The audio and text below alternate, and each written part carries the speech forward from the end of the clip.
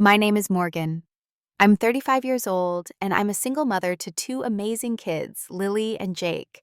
I've always had a complicated relationship with my wealthy parents, who care more about status than family.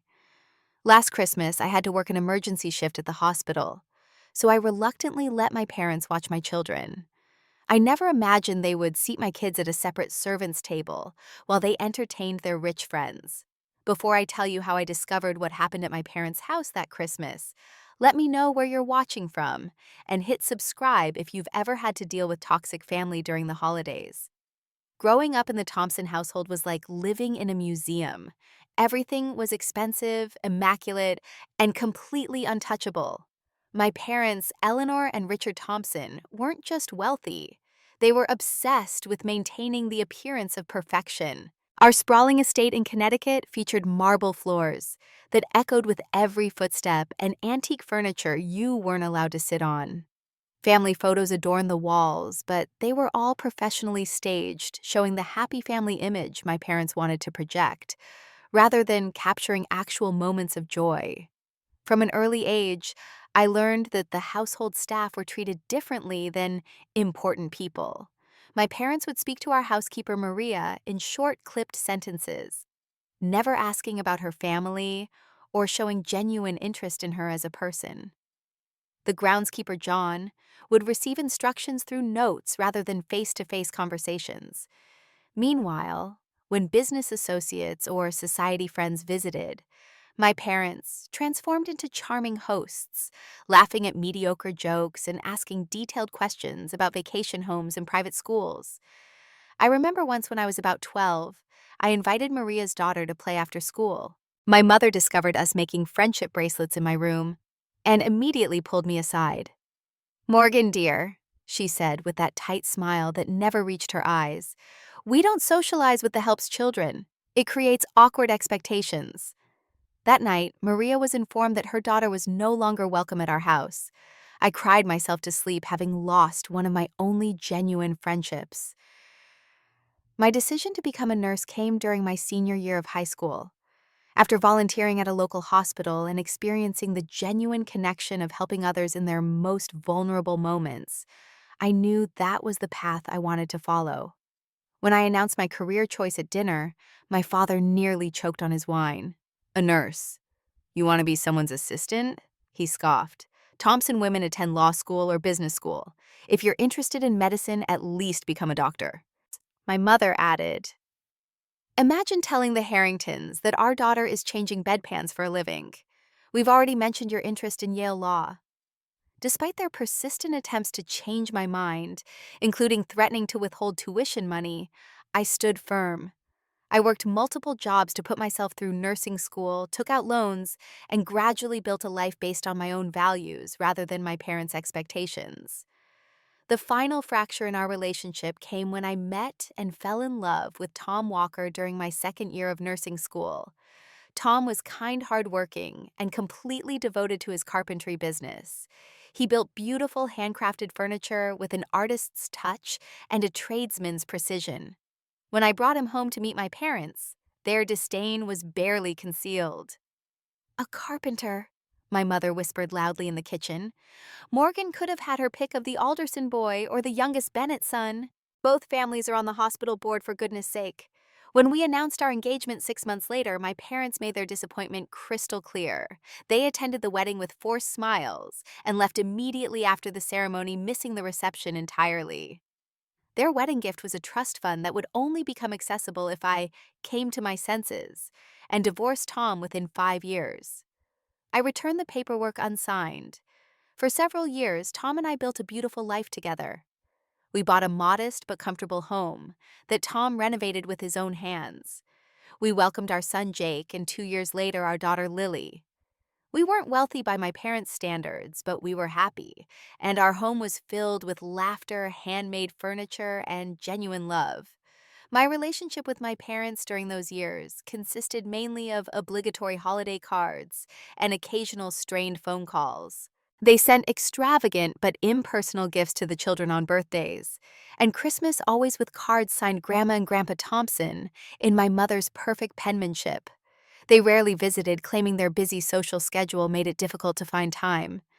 Everything changed 3 years ago when I discovered Tom's affair with Sarah, a client who had commissioned a custom dining set. The betrayal was devastating. Text messages revealed the relationship had been going on for months. When I confronted him, Tom didn't even try to deny it. He simply said he had outgrown our life together and wanted something more exciting. Within weeks, he moved out and in with Sarah, leaving me to explain to 7-year-old Jake and 5-year-old Lily why Daddy wasn't coming home anymore. When my parents heard about the divorce, their first response wasn't concern for me or their grandchildren. Instead, my mother called to say, "Well, we did warn you about marrying beneath your station. These working class types simply don't understand commitment the way we do." In the months that followed, they offered financial assistance with thinly veiled conditions.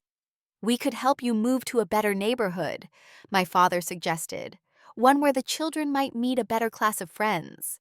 Or, we'd be happy to pay for private school where they wouldn't be exposed to certain influences." Each offer came with strings attached, requiring me to admit they had been right all along, and to begin reshaping my life and my children's lives according to their values. I refused each time. Despite our difficult history, I reluctantly began allowing my parents to have a more active role in Jake and Lily's lives about 2 years ago.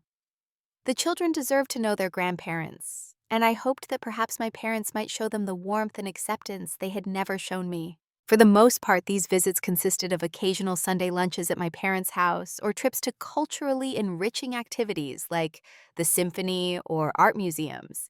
During these interactions, I noticed subtle signs of my parents' classism affecting their relationship with my children. They would lavish praise on Jake when he mentioned enjoying math or science subjects they deemed appropriate for his future, while showing little interest in his actual passion for drawing comics. They would correct Lily's grammar or table manners with unnecessary frequency, exchanging glances whenever she displayed what they considered common behavior. Still, the children seemed to enjoy the grandeur of their grandparents' lifestyle and the special treats they would receive, so I continued to permit these visits while remaining vigilant. Last December, disaster struck in the form of a massive multi-vehicle pileup on the highway just outside our town. As an emergency room nurse, I was called in for an all-hands-on-deck situation on Christmas Day. With over 40 injured people being brought in, the hospital needed every available staff member. Under normal circumstances, I would have arranged for the children to spend the day with my friend Jennifer and her family, but they had traveled to Florida to visit relatives. Tom, who normally would have the children on alternating holidays, had planned a ski trip with Sarah and her parents, conveniently forgetting his parental responsibilities. When I called to ask if he could take the kids for Christmas Day, he acted annoyed, saying they had already paid for the resort and couldn't change plans. "Can't you find someone else?" he asked dismissively. "This trip is really important to Sarah." Desperate and running out of options, I reluctantly called my parents. To my surprise, they seemed genuinely excited about having the children for Christmas Day. "Of course they can come here," my mother said with unusual enthusiasm. "We're hosting our annual Christmas dinner, and it would be lovely to have them join us. Don't worry about a thing, Morgan. We'll give them a proper Christmas celebration." Despite my reservations, I had no choice. The hospital needed me, and my children needed somewhere safe and warm to spend Christmas Day. Little did I know that my decision would lead to one of the most heartbreaking and ultimately transformative events in our family's history. My parents had been dropping hints about hosting Christmas for weeks before the emergency at the hospital. "The children should experience a proper Christmas at least once," my mother commented during a November phone call. "Your little apartment barely has room for a decent-sized tree, and I'm sure your budget doesn't allow for the kind of celebration they deserve." Each conversation included subtle digs at my modest holiday traditions. "Do you still make those homemade ornaments?" my mother asked with thinly disguised distaste. "I suppose they have a certain rustic charm." Or my father's remarks about how the children must get tired of the same small gifts every year. Initially, I had politely declined their offers, preferring to maintain our own traditions in our cozy home, where the children felt comfortable and valued. Jake and Lily loved our simple celebrations, the way we would bake cookies together, watch holiday movies in pajamas, and open gifts that were thoughtful rather than expensive. We had created our own traditions that reflected our values, not price tags. When the emergency shift came up, however, I had no choice but to accept their eager offer. The moment I called with the news that I needed childcare, my mother's voice brightened noticeably. "This is perfect," she said. "We're hosting 20 guests for Christmas dinner, all very influential people. The children will get to experience a real society gathering." As the day approached, my anxiety grew. I tried to prepare Jake and Lily for what to expect at their grandparents' house. "Grandma and Grandpa have different rules than we do," I explained gently. "They might ask you to be extra polite or quiet during their party. Just be yourselves, but remember your please and thank yous, okay?" The children, however, were buzzing with excitement. To them, visiting the grandparents' mansion, as Jake called it, was an adventure. "Do they really have a room just for eating?" Lily asked in wonder. "And another room just for sitting?" The grandeur of my parents' lifestyle held a fairy tale quality in their young minds. In the days leading up to Christmas, we prepared as best we could. I took the kids shopping to find outfits that would meet my mother's exacting standards without breaking my budget. We found a nice button-up shirt and khaki pants for Jake at a consignment shop, and a pretty red velvet dress for Lily on sale at a department store. "You both look so grown up," I told them, as they tried on their clothes, trying to focus on their excitement rather than my own misgivings. We also worked on homemade gifts for my parents and their guests. The children created hand-painted ornaments and Christmas cards, putting their hearts into each creation. Jake made a detailed drawing of my parents' house with all of us standing in front, while Lily crafted a beaded bracelet for my mother, with careful attention to pattern and color. "Do you think Grandma will wear it?" she asked hopefully as she threaded the final bead. "Of course she will," I assured her silently, praying my mother would show appropriate appreciation for the gift. On Christmas morning, I woke the children early so we could have our own small celebration before I took them to my parents' house. We opened a few simple gifts by the light of our modest tree, savoring the quiet joy of being together. I had found a set of professional colored pencils for Jake and a stuffed unicorn with a diary set for Lily, gifts that acknowledged their individual interests and personalities. "Santa will bring your bigger presents when we get home tomorrow," I promised, maintaining the magic for another year. Their eyes shone with excitement as they imagined what might be waiting when our family Christmas resumed. As I helped them dress in their special outfits, I felt a twinge of worry. "Remember," I said as I straightened Jake's collar, "the most important thing about Christmas isn't fancy parties or expensive gifts. It's about love and being kind to each other." "We know, Mom," Jake said, with the slight eye roll of a child who has heard the same lesson many times. "And we love you the most," Lily added, throwing her arms around my waist. I hugged them both tightly, breathing in the scent of their shampoo and trying to memorize the feeling of their small bodies against mine. "I'm going to miss you both so much today," I told them, "but I'll be helping people who really need a nurse right now. I'll pick you up tonight as soon as my shift ends." "Will you save lives today, Mom?" Jake asked, his eyes wide. "I'll do my very best," I promised.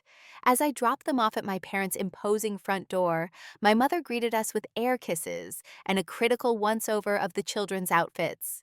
"Well, you two look suitable," she said, which from her was nearly a compliment. "Come in quickly, the caterers are setting up, and we have a full day planned." I knelt down to hug my children one last time. "Be good for Grandma and Grandpa," I whispered. "I love you both more than anything in the world." "Love you too, Mom," they chorused, already distracted by the elaborate decorations visible in the foyer. As I drove to the hospital, a mixture of emotions swirled through me. Worry about the children, concern about the emergency awaiting me at work, and a nagging feeling that I had made a mistake leaving Jake and Lily with my parents. I pushed the thought aside, focusing on the road and the job ahead. After all, what could go wrong in one day? My shift at the hospital was intense and emotionally draining. The accident had been even worse than initially reported, with several critical injuries among the victims. I moved from patient to patient, starting IVs, administering medications, assisting doctors with procedures, and offering comfort to frightened people facing Christmas in a trauma center. During a rare 5-minute break, I checked my phone to find several photos from my mother. The first showed Jake and Lily standing stiffly in front of the massive Christmas tree in the main living room, their smiles looking forced. Another showed them sitting on a formal sofa, not touching anything around them. Perfect little statues in the museum-like setting. Children are behaving appropriately.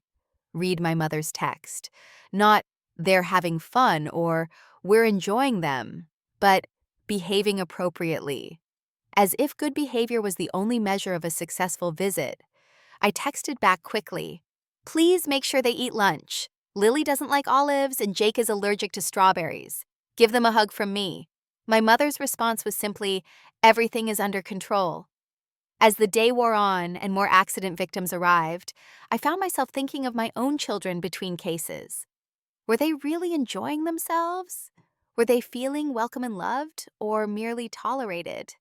I promised myself I would create a special celebration for us the following day, one filled with the warmth and genuine joy that characterized our little family.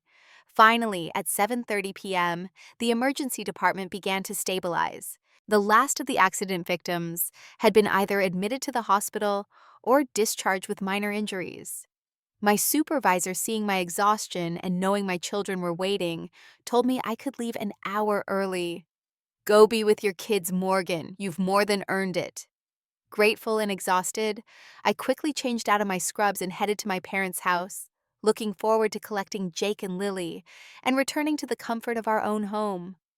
Little did I know that what awaited me would shatter any illusion that my parents had changed, or that they were capable of treating my children with the dignity they deserved. I arrived at my parents' house just as their Christmas dinner was in full swing. The long driveway was lined with luxury vehicles, and lights blazed from every window of the three-story colonial. Christmas music drifted through the air as I approached the front door, along with the sound of clinking glasses and polite laughter. Rather than ring the doorbell and disrupt their gathering, I used my old key to let myself in quietly. The foyer was decorated with professional quality garlands and a small Christmas tree adorned exclusively with silver and gold ornaments.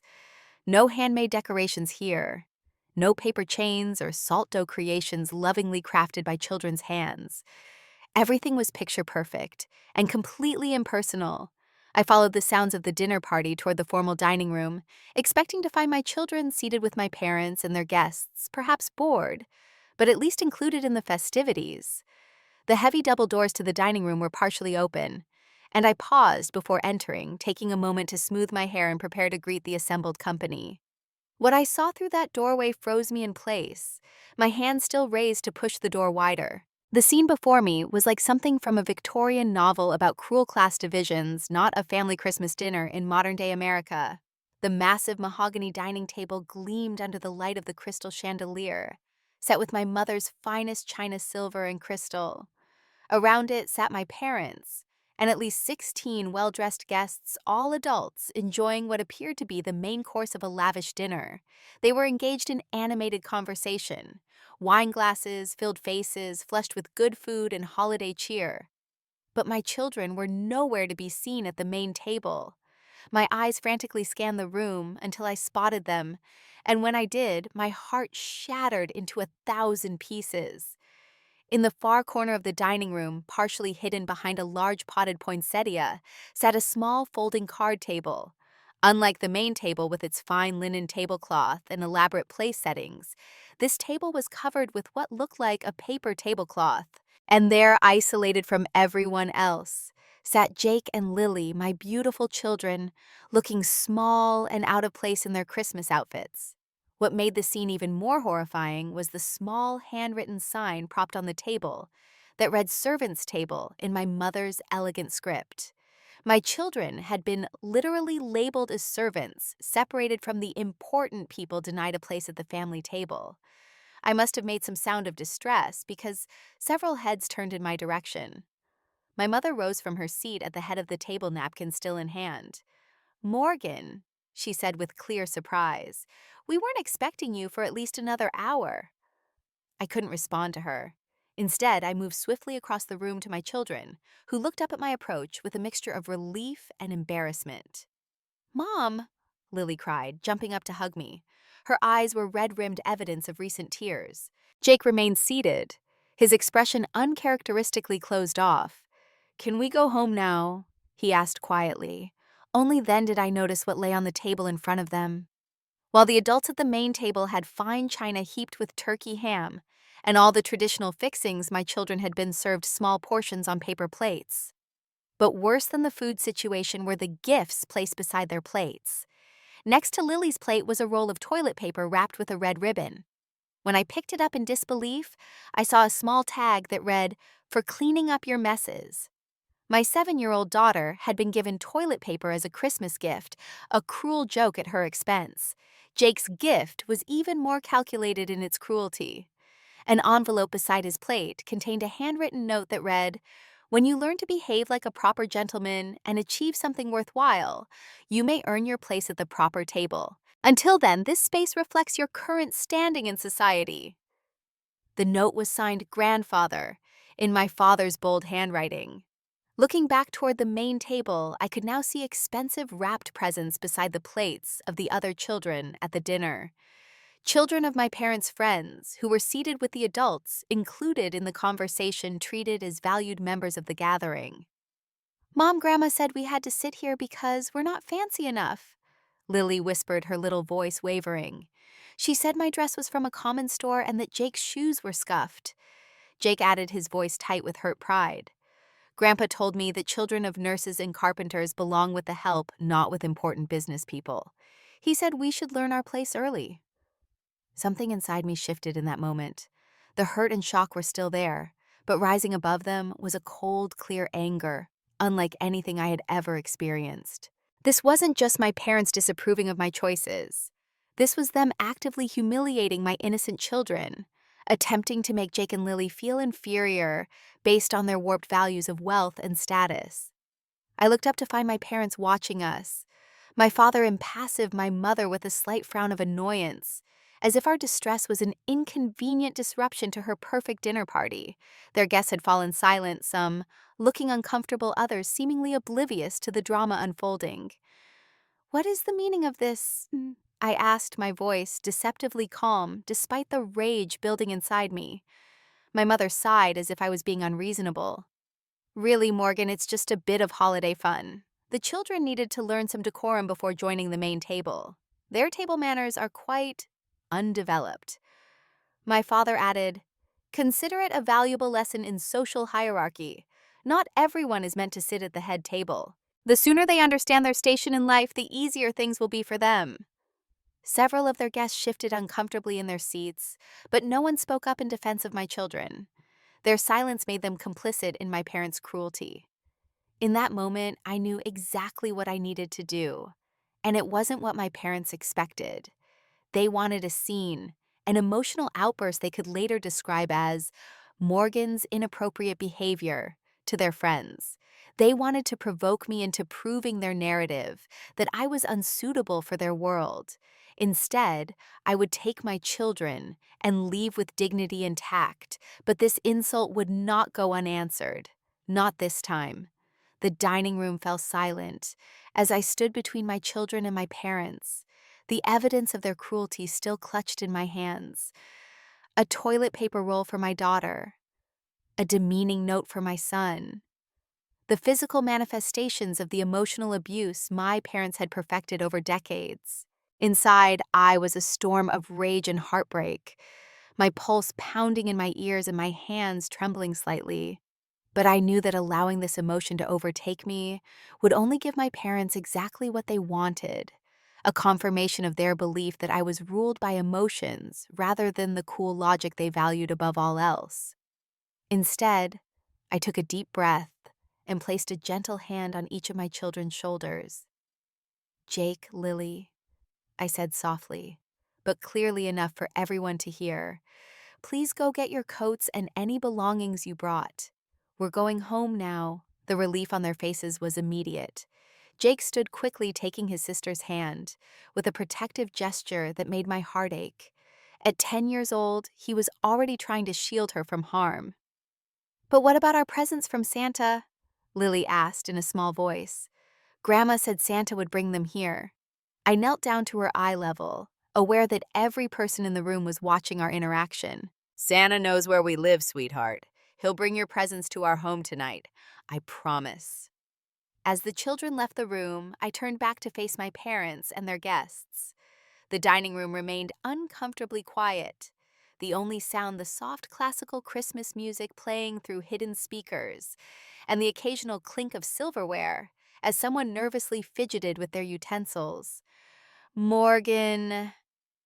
My mother began her tone, suggesting I was creating an unnecessary scene. You're overreacting as usual. It was merely a teachable moment about proper behavior and expectations. My father nodded in agreement. The children need to understand how the world works. Not everyone gets a participation trophy in real life. I looked at them both, really looked at them perhaps for the first time, seeing them clearly, not as the intimidating figures of my childhood, but as deeply flawed individuals whose values had become distorted by privilege and status. What you've done tonight, I said in a level voice that carried across the silent room, wasn't a lesson. It was cruelty disguised as tradition. You didn't teach my children about the real world. You taught them that their own grandparents value social status over kindness, appearances over character, and impressing strangers over loving their own family. My mother's face flushed with anger. How dare you speak to us this way in front of our guests?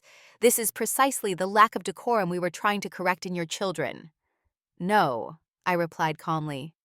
This is the courage and self-respect I hope they learn from me. I want them to understand that no one, not even family, has the right to make them feel unworthy. And I want them to know that sometimes the most dignified response to cruelty is to simply walk away. I turned to the assembled guests, many of whom were now staring intently at their plates. I apologize for the interruption to your dinner. I hope that in the future, when you witness children being humiliated for sport, you'll find the courage to speak up rather than silently condoning it with your presence. With that, I walked toward the door where Jake and Lily now stood with their coats on small backpacks clutched in their hands. As we turned to leave, a woman at the far end of the table stood up. Wait, she said. She was elegantly dressed in a deep green velvet dress, her silver hair swept up in a sophisticated style. I recognized her as Judith Harrington, a longtime friend of my parents and a prominent philanthropist. I want to say something. My father looked alarmed. Judith, please, family matters are complex. She silenced him with a raised hand. Richard.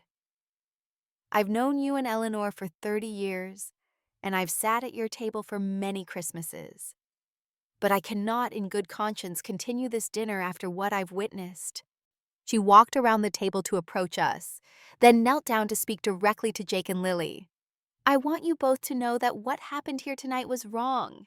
Your worth isn't determined by your grandparents' opinions or by what kind of work your parents do. And from what I can see, you have a mother who understands what truly matters in life. She straightened up and addressed me. Morgan, I don't know you well, but I admire your composure and your courage. Your children are fortunate to have you. Then she turned back to my parents. Eleanor, Richard, I'll see myself out.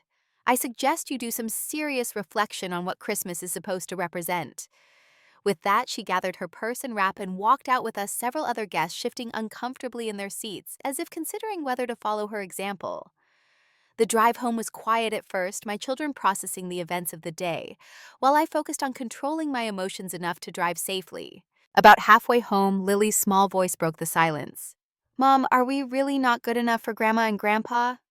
My heart constricted painfully in my chest. I pulled into the parking lot of a closed convenience store and turned to face them in the back seat. Listen to me, both of you, I said with fierce conviction. You are extraordinary, brilliant, kind human beings. Nothing about you needs to change or improve to be worthy of love and respect. But Grandpa said, Jake began. Grandpa is wrong, I interrupted gently. What your grandparents think of as important things like expensive clothes, fancy jobs, and social connections aren't what truly matter in life. Real worth comes from how you treat others, the effort you put into being your best self, and the love you share. Like how you help sick people at the hospital, Lily asked. Exactly, I nodded. And like how Jake stands up for kids at school who get bullied, or how you always share your snacks with friends who forget theirs. Jake looked thoughtful. So Grandma and Grandpa are like the bullies at school who think they're better than everyone else. The comparison was startlingly accurate. In some ways, yes, I admitted. They've confused having more money with being better people. It's a mistake that makes them miss out on knowing how amazing you both truly are. When we arrived home, I was determined to salvage Christmas for my children.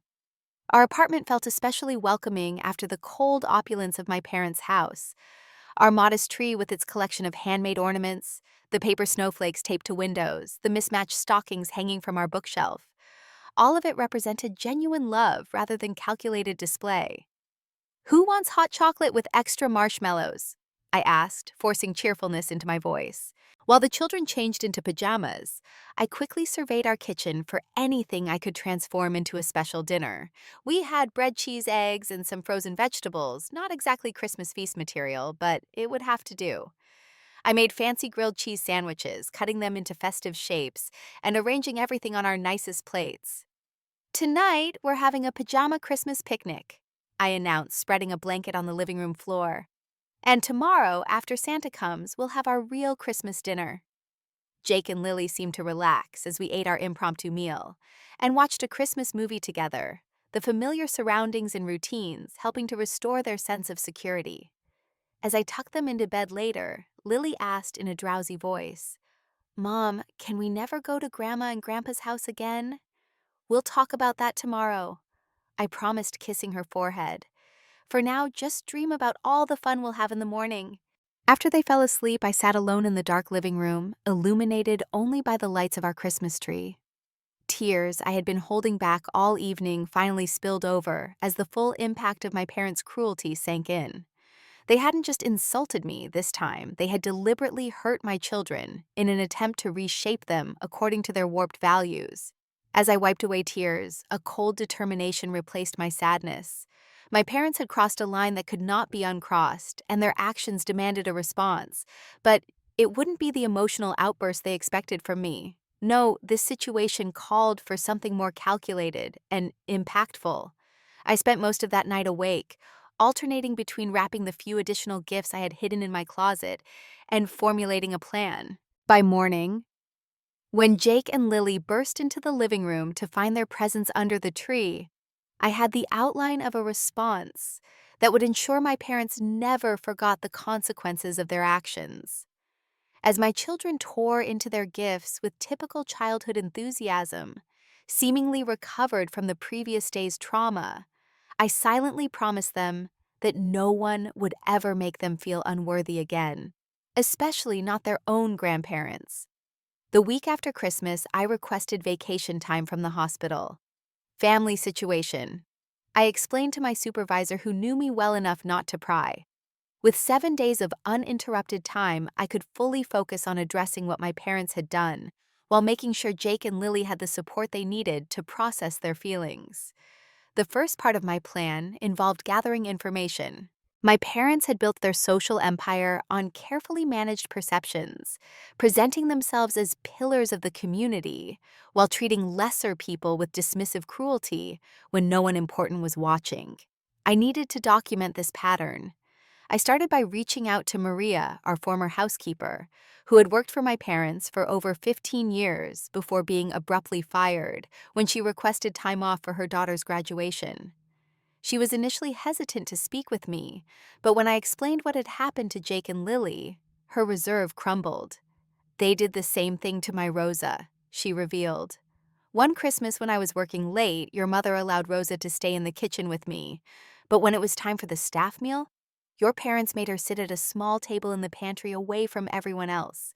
They said children shouldn't eat with the adults unless they were properly bred. Rosa was only 9. Then Maria connected me with 5 other former household employees, each with similar stories of humiliation and classism. John, the groundskeeper, had been reprimanded for using the front entrance when he came to deliver a time-sensitive message during a garden party.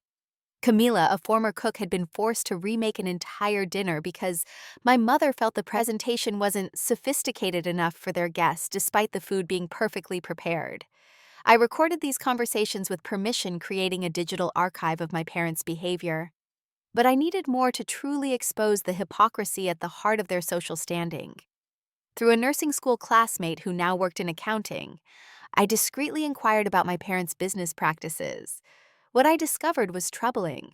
While they presented themselves as generous philanthropists, their company had a history of questionable labor practices, including systematically underpaying immigrant workers and contesting valid workers' compensation claims. Most damning was their charity work. My parents chaired a foundation supposedly dedicated to educational opportunities for underprivileged youth. Yet financial records showed that less than 10% of donations actually funded scholarships. The rest went to administrative costs, including consulting fees, paid to companies owned by my parents' friends, and lavish fundraising events that served more as networking opportunities than actual charity work. Armed with this information, I moved to the next phase of my plan.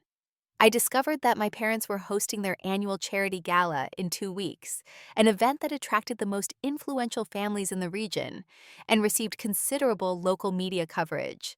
This would be the perfect opportunity to reveal the truth behind their carefully cultivated image. I contacted Judith Harrington, the woman who had spoken up at the Christmas dinner. Initially surprised to hear from me, she listened with growing concern as I explained my intentions. "I don't want to simply embarrass them," I clarified. "I want to create a moment of genuine accountability that might actually change their behavior not just toward my children, but toward everyone they consider beneath them." Judith was thoughtful. "Their annual gala raises money for the Education Foundation. What if we could redirect those funds to actually help students in need, rather than feed your parents' social aspirations?" With Judith's guidance, I connected with the board members of the foundation who weren't in my parents' immediate social circle. Many were genuinely committed to the cause and disturbed to learn how the funds were being mismanaged. Together, we formulated a plan to restructure the foundation's operations, ensuring transparency and actual impact. Meanwhile, I worked with Jake and Lily to help them process their feelings about what had happened. Rather than dwelling on the hurt, we channeled it into a project about dignity and worth. What makes someone truly important? I asked them one evening as we sat at our kitchen table with art supplies spread out before us. "Being kind," Lily suggested, immediately carefully coloring a picture of a heart. "Helping people who need it." Jake added, more engaged than I had seen him since Christmas. We created a scrapbook together, filling it with examples of people who had made a difference not through wealth or status, but through compassion and courage. We included photos of our small family, demonstrating these values. Teachers who had gone above and beyond, neighbors who had helped each other during difficult times. Even stories of historical figures who had stood up against injustice. As the day of the gala approached, I prepared the children for what would happen. "We're going to show Grandma and Grandpa a different way of thinking about what makes people valuable," I explained. "It might be uncomfortable, but sometimes that's what growth requires." "Will they be mad at us?" Lily asked anxiously. "They might be," I acknowledged honestly. "But this isn't about punishment, it's about helping them see the harm their actions cause." The night of the gala arrived cold and clear stars visible above the sprawling country club where the event was held. I dressed Jake and Lily in their best clothes, not the expensive outfits my parents would have preferred, but clean, well-fitted, and dignified.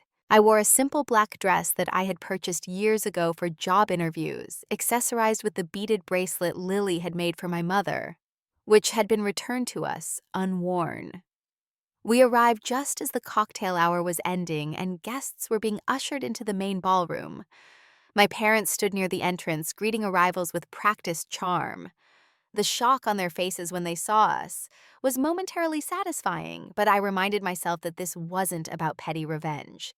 "Morgan," my mother hissed, maintaining her social smile while her eyes flashed with anger. "What are you doing here? This is a private event." "We were invited," I replied calmly, producing the invitation Judith had provided, "as guests of Ms. Harrington, who believed we should have the opportunity to see the foundation's work firsthand." Before she could respond, Judith herself appeared beside us. "Eleanor Richard, I'm so glad you could meet Morgan and her children properly this time. They've been incredibly helpful with the new initiative I'm spearheading for the foundation." My father's face registered confusion. "New initiative? The board hasn't approved any new initiatives." Judith smiled pleasantly. Actually, we held an emergency meeting last week. You must have missed the notification. But do come inside, the presentation is about to begin. As we entered the ballroom, I nodded to several of Judith's allies who had helped position key materials around the venue. On each table, alongside the elaborate floral centerpieces and program booklets, now sat copies of the servants' table sign from Christmas dinner, reproduced from the photo I had taken before leaving my parents' house. Small cards explained the context in simple factual language. Near the stage where speeches would be given, a display board showed side-by-side financial charts, one representing how donors believed their money was being spent, the other showing the actual distribution of funds based on the foundation's tax filings. The discrepancy was impossible to ignore, but the most powerful element was the video playing on a large screen at the front of the room. It featured interviews with former household staff, respectfully edited to focus on the pattern of behavior rather than isolated incidents. Interspersed with these adult perspectives were drawings by Jake and Lily illustrating their experience at the servants' table, along with their thoughtful reflections on what they had learned about dignity and worth. The room gradually fell silent as guests began to absorb what they were seeing. My parents stood frozen near the entrance, their expression shifting from confusion to horror as they realized what was happening. When the formal program began, Judith took the stage rather than my father, who had been scheduled to give the opening remarks. "Welcome to the annual gala," she began, her voice warm but firm. "Tonight marks a turning point for our foundation. We're recommitting to our original mission of creating educational opportunities for all young people, regardless of their background or perceived social status." She went on to outline the new transparency measures and restructured programs, thanking those who had helped bring these issues to light. "And now," she concluded, "I'd like to invite two young people to share their personal perspective on why this mission matters." Jake and Lily walked to the stage with remarkable poise, clutching the letter they had written together. Jake spoke first, his voice clear despite his nervousness. "My sister and I learned this Christmas that some people think your value depends on what your parents do for work or how much money you have. But we don't believe that's true," Lily continued. "We think people are important because of how they treat others and the good things they do. Our mom is a nurse who helps people when they're hurt or sick. That makes her work really important, even if it doesn't make her rich." Together they read the final lines of their letter. "We hope that someday our grandparents will understand that family should be about love, not about what table you get to sit at." The applause that followed was genuine and emotional. Several guests were visibly moved, a few wiping away tears. My parents remained at the edge of the room, my mother's face a rigid mask, my father's complexion alarmingly red.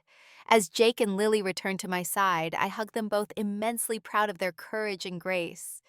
We had made our point not through shouting or accusation, but through truth, simply presented. The revenge I had planned wasn't about humiliation, but accountability, a mirror held up to reflect the reality of their actions back to them. We left shortly afterward, having accomplished what we came to do. As we walked to the car, Lily asked, "Do you think Grandma and Grandpa will change now?" I squeezed her hand gently. "I don't know, sweetheart. Change is hard, especially when you've believed certain things for a very long time, but we've given them something important to think about." What I didn't tell the children was that this night was just the beginning. The foundation board was launching a formal review of its practices. Several of my parents' business associates were discreetly distancing themselves. And most importantly, Jake and Lily had reclaimed their sense of inherent worth, understanding that the problem lay not with them, but with the distorted values they had encountered. As we drove home under the winter stars, I felt a profound sense of peace. The painful cycle of seeking approval from people incapable of giving it had finally been broken, not just for me, but for my children. Whatever happened next, we would face it together, standing firmly in our own worth. The fallout from the gala was swift and far-reaching. By the following morning, my parents' perfectly curated social world had begun to unravel around them. The first indication came through a series of text messages from Judith Harrington, who had become an unexpected ally in the situation. Several board members have called for an emergency meeting, she wrote. The foundation's practices are under review, and your parents have been temporarily removed from leadership positions pending investigation. Later that day, local news outlets picked up the story, framing it as a case of mismanaged charity funds rather than a family dispute. Prominent Thompson Education Foundation under scrutiny read one headline while another asked, "Where did the scholarship money really go?" The articles mentioned the powerful presentation at the gala that had prompted donors to ask questions about how their contributions were being used. I was careful to shield Jake and Lily from most of this coverage, focusing instead on helping them process their feelings and move forward. We established a new routine that January filled with positive activities and conversations about true value and worth. Jake joined an art club at school where his talent for drawing was genuinely appreciated, while Lily became involved in a community garden project where she worked alongside people from all walks of life. 3 days after the gala, my parents showed up unannounced at our apartment. I was folding laundry in the living room when the aggressive knocking started, followed by my father's commanding voice demanding I open the door. The children were at their after-school activities, for which I was grateful. I opened the door to find my parents looking significantly less polished than usual. My father's face was flushed with anger, his normally perfect Windsor knot askew. My mother's carefully maintained composure was cracking at the edges, her hands clutching her designer handbag with white knuckles. "How dare you?" my father began without preamble, pushing past me into the apartment.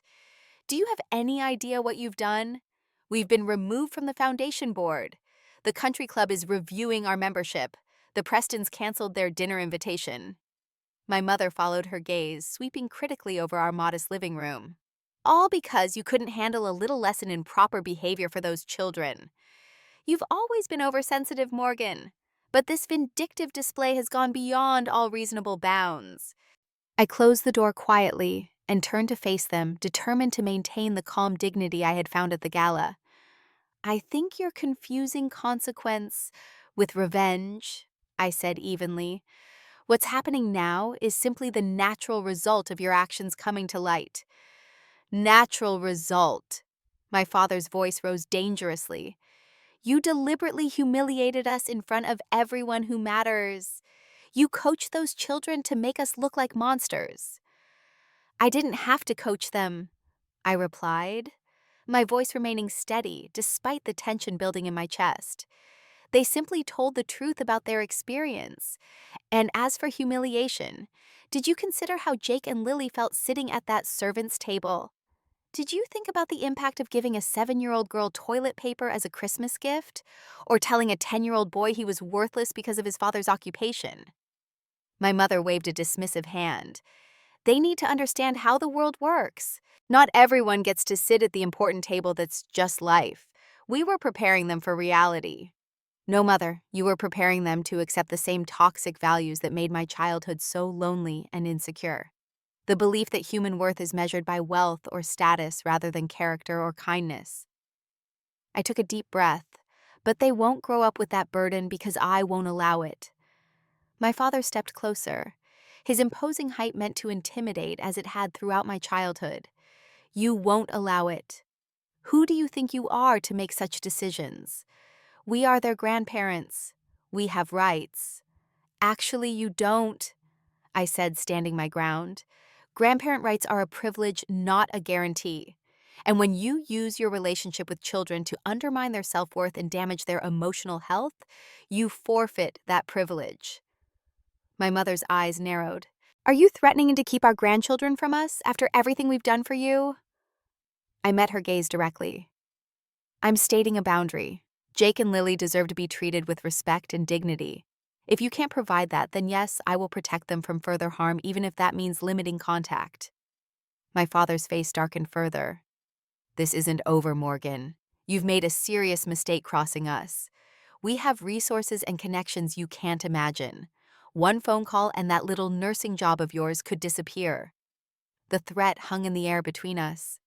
In that moment, I saw my parents clearly not as the intimidating figures of my childhood, but as deeply insecure people whose power came primarily from others' fear and deference. "I understand that you're upset," I said calmly. But threats won't solve this situation. If you want to have a relationship with your grandchildren in the future, you'll need to demonstrate that you can respect them as individuals worthy of dignity regardless of their social status or background.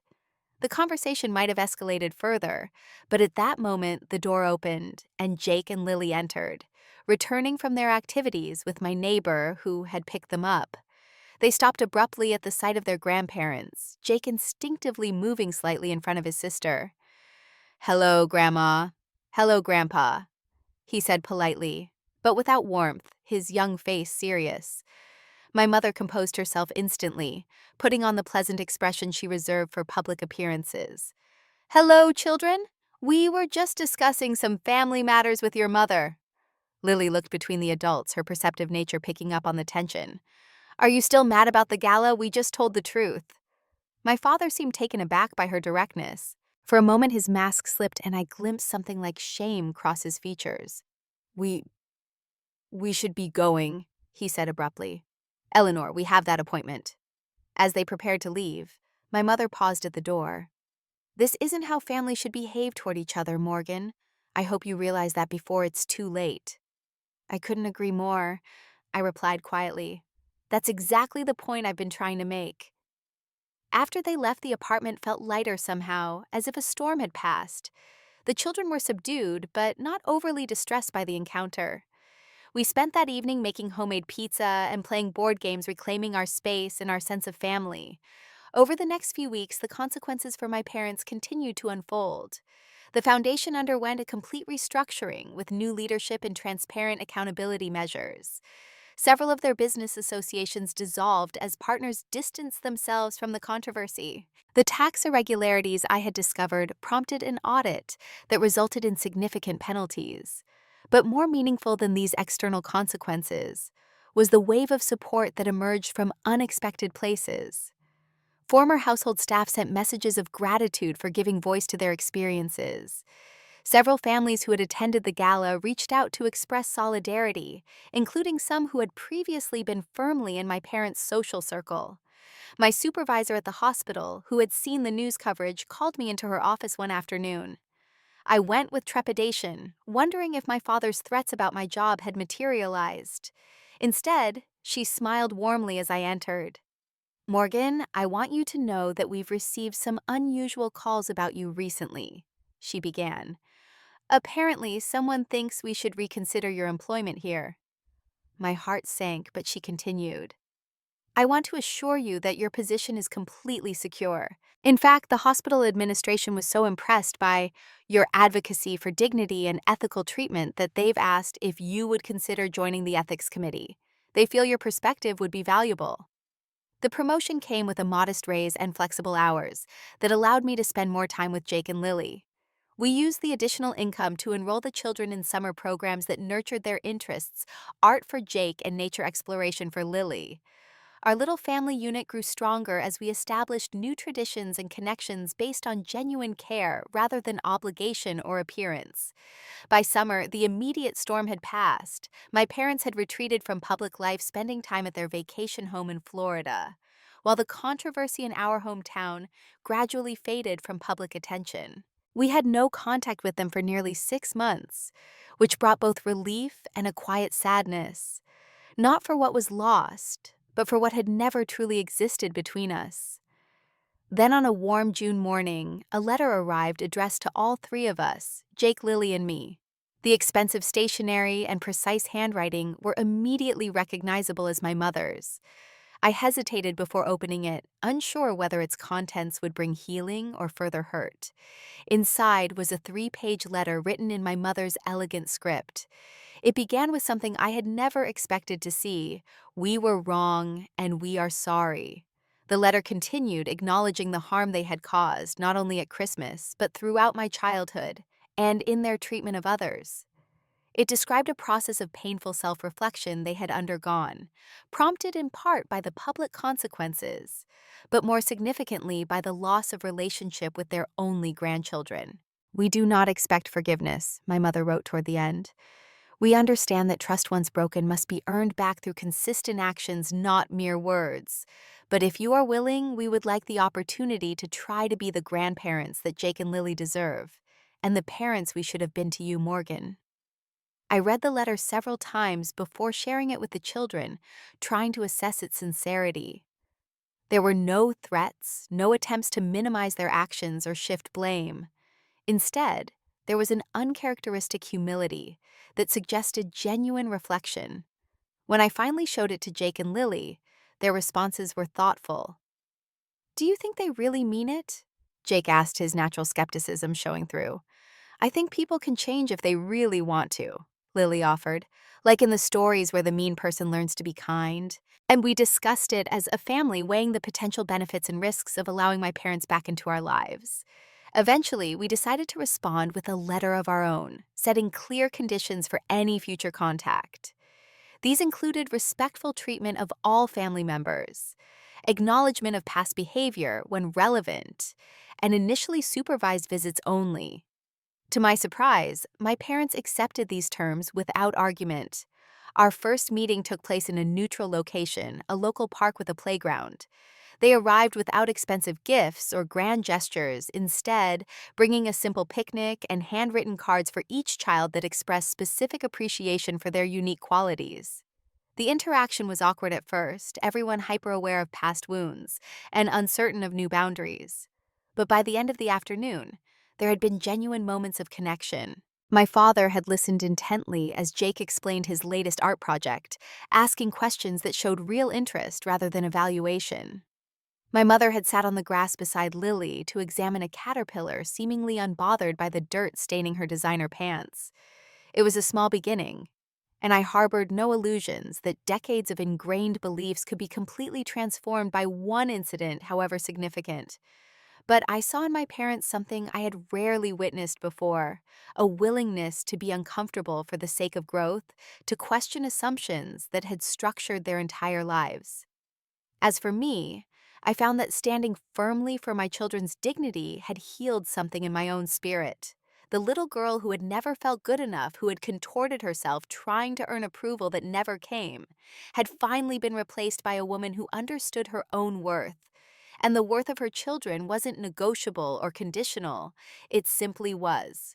That summer marked the beginning of a new chapter for our family, one built on authentic connection rather than obligation or appearance. The journey toward healing would be long and imperfect, with steps forward and inevitable steps back. But we were moving in the right direction, guided by a commitment to honoring the inherent dignity in each person, regardless of status, wealth, or social position.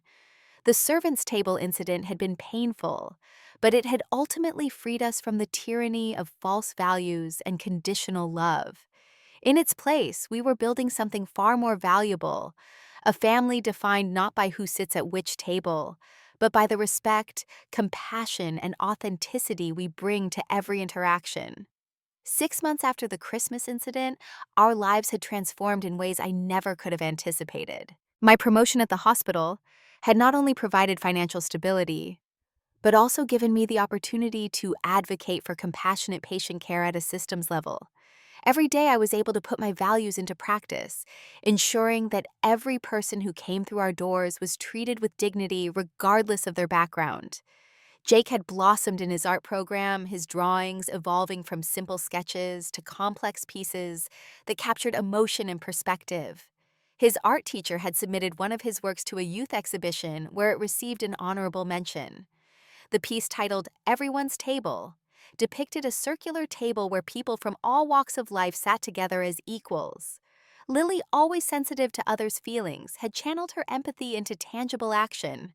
She started a kindness club at her elementary school with 3 classmates, creating small care packages for children in the hospital where I worked. Watching her organize her friends and execute her vision with such confidence, I saw a resilience that had emerged from our family's ordeal. As a family unit, we had established new traditions that celebrated our values. Sunday dinners became a weekly highlight, where we would invite various friends and neighbors, setting one large table where everyone from the elderly widow next door to Jake's art teacher to my fellow nurses would break bread together. These gatherings were nothing like my parents' formal dinner parties. They were casual, sometimes chaotic, and filled with genuine conversation and laughter. the letter from my parents had arrived unexpectedly during one such Sunday gathering. Maria, my parents' former housekeeper, who had become a dear friend, was helping me clear dishes when the mail arrived. "Is that your mother's handwriting?" she asked, recognizing the distinctive script. I nodded, feeling the familiar tension that arose whenever my parents were mentioned. "I'm not sure I want to read it," I admitted. Maria squeezed my shoulder gently. "Whatever it says, remember that your worth isn't determined by their approval or disapproval.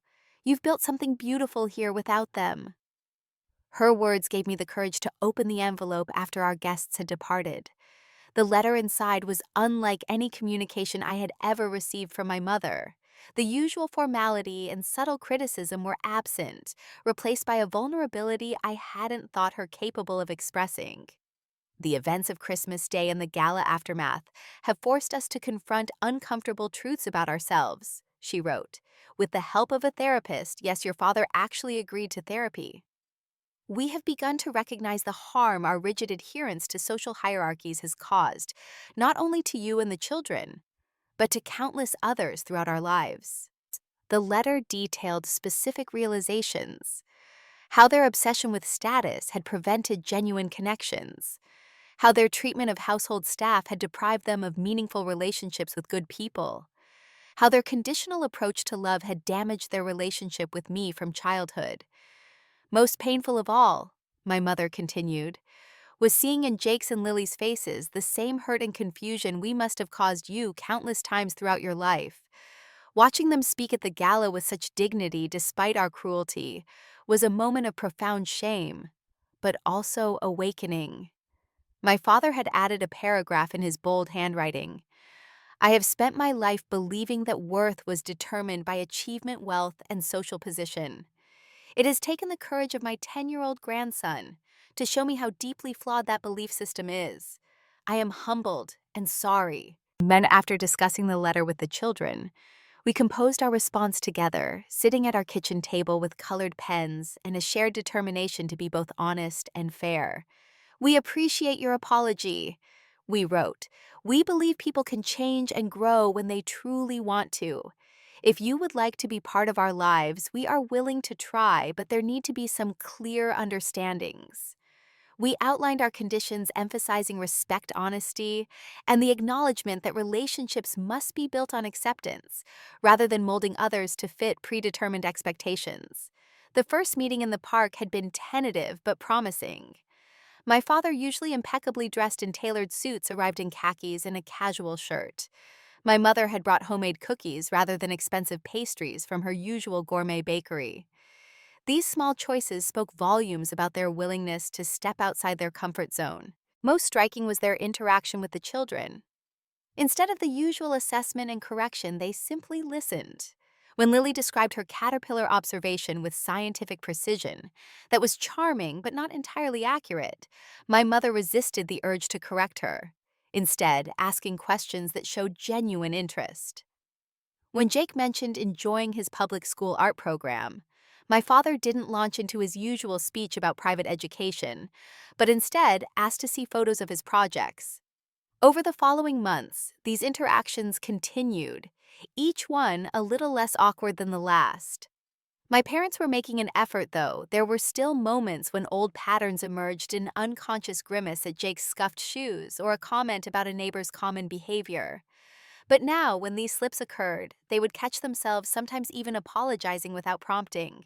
The most significant moment came during Thanksgiving, the first holiday we agreed to spend together since the Christmas incident. I had invited my parents to our apartment rather than returning to their house, wanting the children to feel secure in their own environment.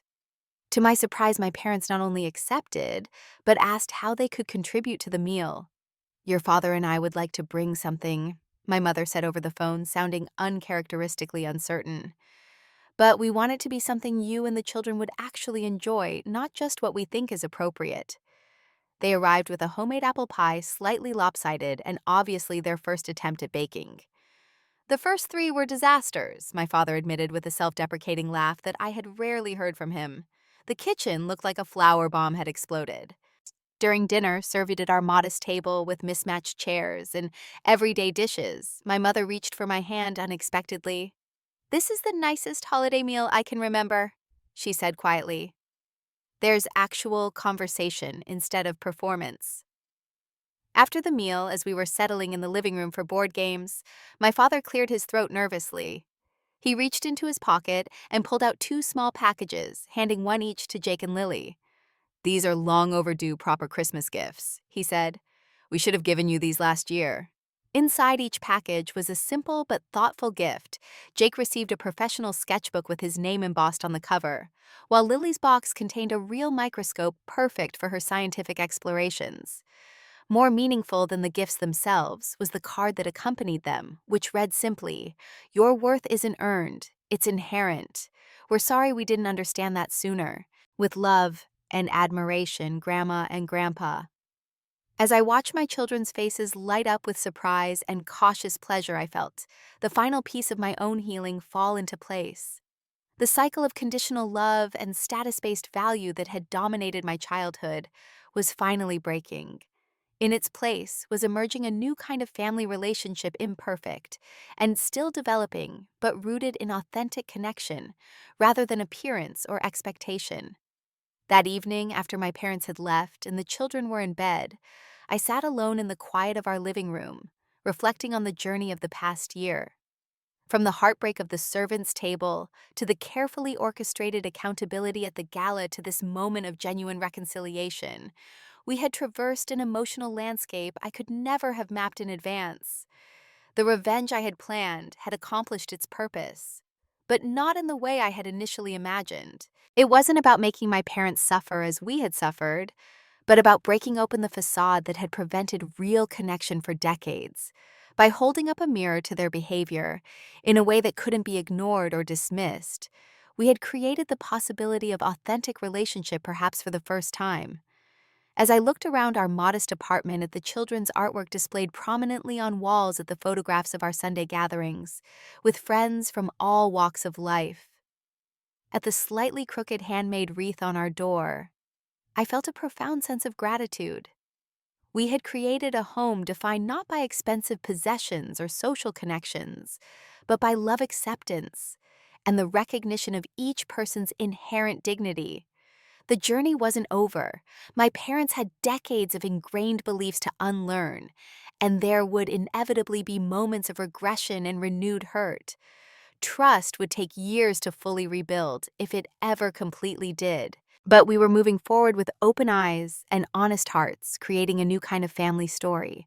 One where worth wasn't determined by which table you sat at, but by the courage to stand up for what truly matters. What about you? Have you ever had to take a stand for your own worth or the worth of someone you love, even when it was difficult? Share your story in the comments below, and if this resonated with you, please like and subscribe. Remember that your value isn't determined by someone else's opinion. It's inherent in who you are. Thank you for listening, and I wish you the courage to stand in your own worth today and always.